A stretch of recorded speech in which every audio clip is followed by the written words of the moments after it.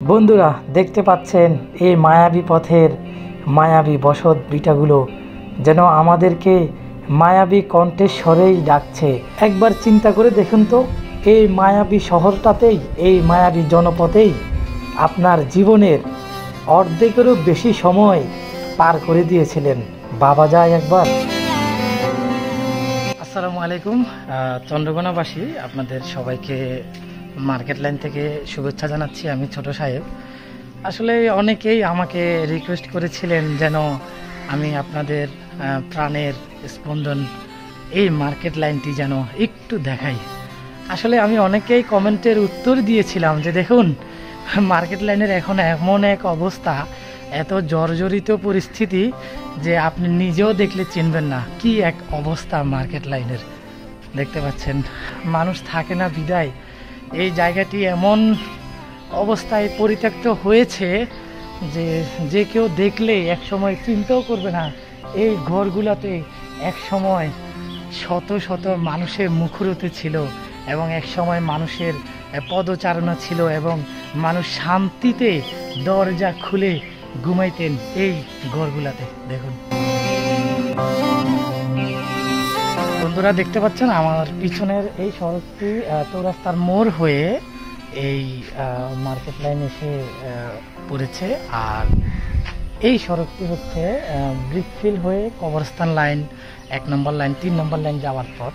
আর market line কিন্তু হচ্ছে এই প্রবেশ পথ, অর্থাৎ দুইটি রাস্তার মাঝখানে। আমি যখন ছোট ছিলাম আমি নিজেও প্রায় সময় খেয়াল করতাম এই মার্কেট লাইনের এত মানুষের মুখরোচক ছিল যে প্রতিটা সময় 24টা ঘন্টা এই মার্কেট লাইনে মানুষের পদচারণা ছিল। কারণ মার্কেটে যাওয়ার একদম শর্টকাট এবং সুন্দর একটি প্রবেশ পথ ছিল এই মার্কেট লাইন। দেখুন আজকে একদম পরিত্যক্ত হয়ে আছে।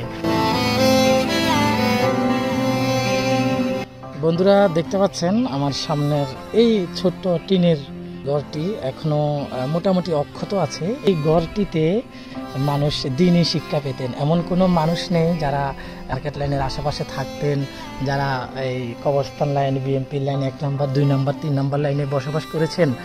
তারাই কিন্তু সবচাইতে বেশি এই ঘরটিকে মনে রাখবেন। মনে রাখার কারণ হচ্ছে এই ঘরে দিনই শিক্ষা হইতো। মানুষ মুক্তবে সকালবেলা পড়ার জন্য আসতেন। যখন খুব বোর হতো ফজরের পর এই বাসায় কিন্তু কোরআনের শব্দ, কোরআন পাঠের শব্দ ভেসে আসতো। দেখতে পাচ্ছেন ঘরটি কিন্তু ঠিকই তার স্মৃতি ধরে মাথা উঁচু করে দাঁড়িয়ে আছে। দেখুন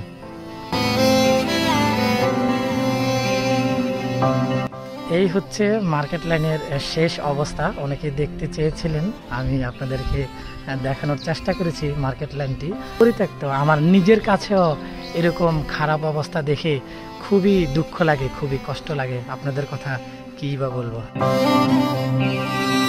বন্ধুরা দেখুন, আমি এখন যেই বাসাটির সামনে আছি এটি হচ্ছে 24 নম্বর বাসা।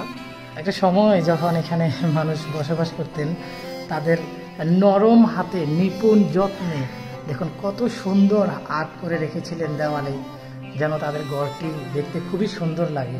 কিন্তু দুঃখজনক বিষয় হচ্ছে তারা আজকে নেই, কিন্তু তাদের সেই তৈরি করা ফুল, তাদের তৈরি করা নকশাগুলো এখনো কিন্তু এই পরিত্যক্ত দেওয়ালে বিদ্যমান। দেখতে পাচ্ছেন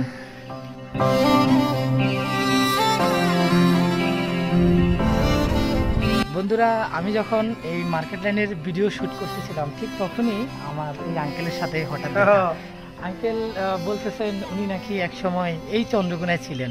মানে উনি হচ্ছে সাবেক চন্দ্রকোনিয়ান। তো আঙ্কেল আপনি ছিলেন কোন লাইনে এর আগে? আমি ছিলাম আপনার ওই যে পরের লাইনের কি, অর্থাৎ মার্কেট লাইনে পরে হচ্ছে যে দেলু পাগলা লাইন। হ্যাঁ দেলু পাগলা লাইনে ছিলাম। আচ্ছা আচ্ছা আচ্ছা। কাকতি ফ্যাটপুরের একটা সাই। হ্যাঁ হ্যাঁ এই জায়গার মধ্যে আমরা বসবাস ছোট থেকে বড় হয়েছি। শুনলেন বন্ধুরা, ওনার মন টানতেছে, সেই জন্য ওনার সেই মানে আইলাম আর কি সাইড দিয়ে। হ্যাঁ, ফেলে আসা জায়গাটি দেখার জন্য আসে। আঙ্কেলের দেশের বাড়ি কোন জায়গায়? বাবা কক্সবাজার নানা বাড়ি। আচ্ছা আঙ্কেল হচ্ছে গভর্নমেন্ট চাকরি হতো, মানে পাইপলাইনে গোলাপরমান আন্ডারে। আচ্ছা আঙ্কেল কেবিএম থেকে চলে গেছে, কিন্তু হঠাৎ করে কেবিএম এর কথা মনে হইলো, দাওয়াত খেতে এসেছে, সেজন্য আজকে কেবিএমটা দেখতেছে। আচ্ছা ঠিক আছে আঙ্কেল, ভালো থাকবেন। হ্যাঁ, আসসালামু আলাইকুম। ওয়ালাইকুম আসসালাম। বন্ধুরা একটি বিষয় আপনাদেরকে বলি, সেটা হচ্ছে আমার পিছনের যেই বাড়িটি দেখতে পাচ্ছেন, বাসাটি, এটি ছিল আমাদের তায়ের আঙ্কেলের বাসা। তাহের আঙ্কেলকে চিনে না এমন মানুষ কেপিএমে অনেক কম পাবেন। তার কারণ হচ্ছে তাহের আঙ্কেল কিন্তু খুবই উপকারী একজন মানুষ ছিলেন। তাহের আঙ্কেল উপকারী ছিলেন যে ওই সময়কার যখন কাউকে সাপে কাটতেন অথবা অসুস্থ হইতেন, তাহের আঙ্কেল কিন্তু সাপে কাটার ওষুধ দিতে জানতেন। উনি সাথে সাথে সাপের বিষ নামাইতে পারতেন।